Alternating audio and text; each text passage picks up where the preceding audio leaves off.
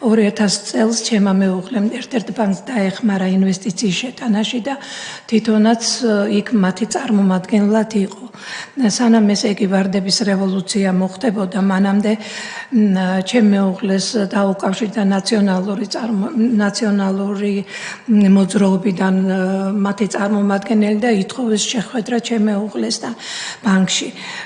როცა მოვიდნენ ისინი, ჩემ მეუღლეს მოსთხოვეს, რომ აი ვარდების რევოლუციას ვაპირებთ და თქვენ უნდა დაგვაფინანსოთ აუცილებლად ვარდების რევოლუცია. ჩემმა მეუღლემ უარი უთხრა მაშინვე, რომ მე ამას ვერ გავაკეთებ, იმიტომ რომ მე პოლიტიკურ საქმეებში ვერ ჩავერევის, სახელმწიფო საქმეებშიო, ესო ჩემიო, არც კანონით მაქვს ამის უფლება და არც მორალურად ვერ ვიზამ ამასო.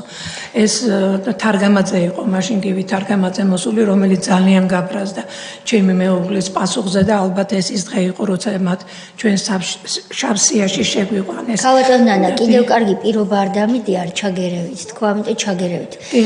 კარგია რომ გვარი ახსენეთ, როდის იყო ეს და იყო აი რევოლუციამდე დაახლოებით 2-3 თვის წინ. სექტემბერი პირობით 2003 წლის ადრე შემოდგომაზე. უკვე ვაპირებთო რევოლუციას. ხო, უკვე მალე მოხდა რევოლუცია ძალიან. მაგრამ მან იცოდა წინასწარ რომ რევოლუცია, სიტყვა რევოლუცია გამოიჩინა მას ჩემ მეუღლესთან, იმიტომ რომ სანამ შემოვიდა მანამდე რაღაცა ლაპარაკიც ჰქონდა საუბარი. სად შედგა ეს შეხვედრა? გამაბანკის შენობაში შედგა.